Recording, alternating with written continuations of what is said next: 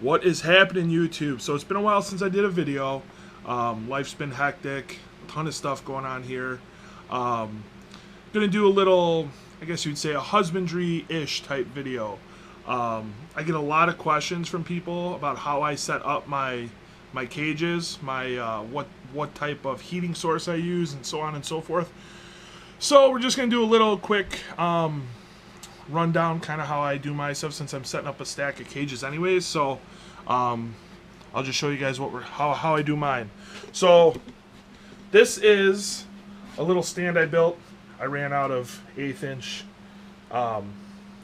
plywood, not plywood, I forgot what the name of it is, but so this is going to be the base of my stand. So these are what I use on all my cages. So these are Ultratherm heat pads.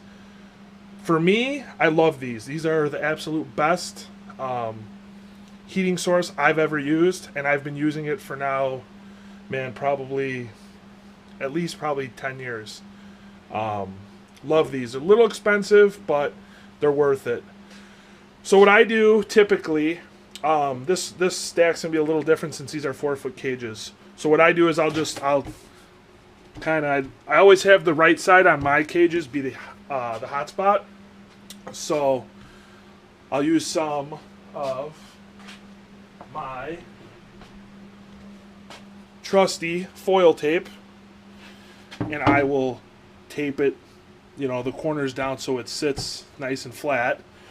And then obviously the cage is going to set on top of here, and then kind of just repeat the process. So what I'll do is the cage that sits on top of here, I will actually take a heat pad and I'll tape it to the bottom of the next cage, and then I'll do the same thing, and so on and so forth. And then what I use for my power source for this rack, making a fucking mess down here. Sorry guys.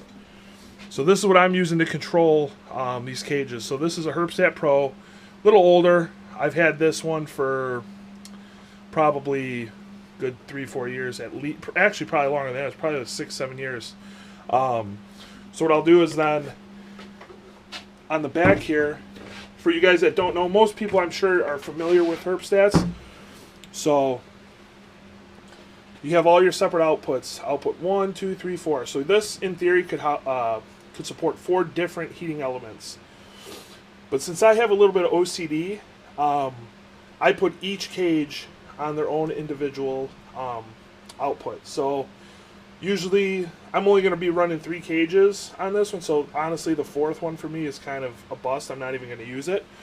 So output 3 will be my bottom cage, 2 will be my middle cage, 1 will be my top cage.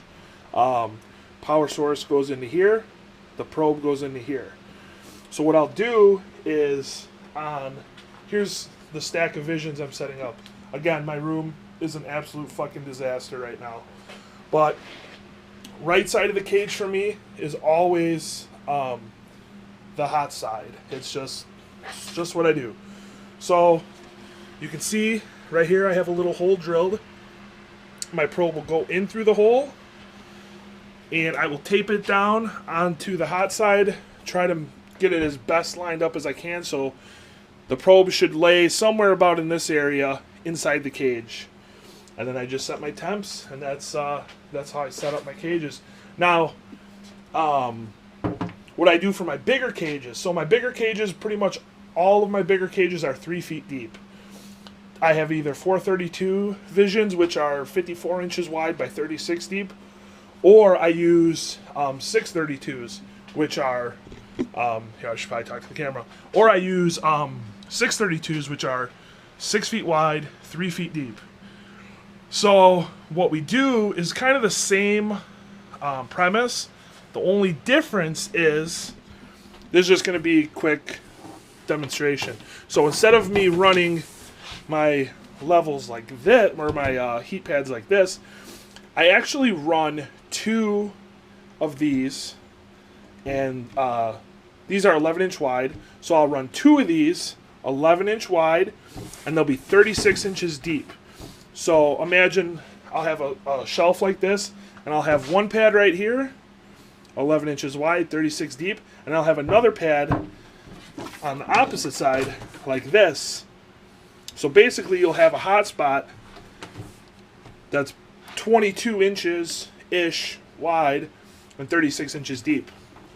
And then what I do, I'm sure people are gonna be like, "No, you shouldn't be doing that," is I'll take the plug-in portions of the Ultratherms.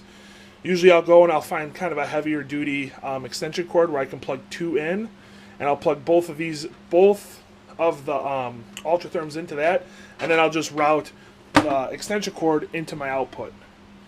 So, and same thing, each level will have its own, and I'm sure I'm going to have people saying, that's the wrong way to do it, that's too much power, or whatever. I don't even know, whatever. Someone's going to bitch because, let's face it, that's the internet and that's what happens. But I've been doing it since, late 90s, early 2000s, and I've never had an issue. It's always worked well for me. I've very rarely, I don't think I've ever actually even had a Ultratherm heat pad go out on me, ever. As far as I can remember. I've had some that kind of didn't work as great, but never just completely shut off or fried or any of that stuff. But yeah, I mean, that's basically, I keep looking around, trying to watch my phone, make sure I'm looking in the camera and stuff. But anyways, yeah, that's basically how I set up mine, and I don't know, people are going to bitch, I'm sure. It works for me. I've had nothing but success with it. If I could set up all my racks with Ultratherms, I would. I hate FlexWatt. I absolutely hate it. It's just, it scares the living shit out of me to use FlexWatt. I've heard so many horror stories, and it freaks me out. So, yeah, that's how I do it. So, let me know what you guys think. If you like this little husbandry tip type video, or it's kind of short, only like 8 minutes or so. But, yeah, let me know what you guys thought. I was just putting this little shelf together, rack together.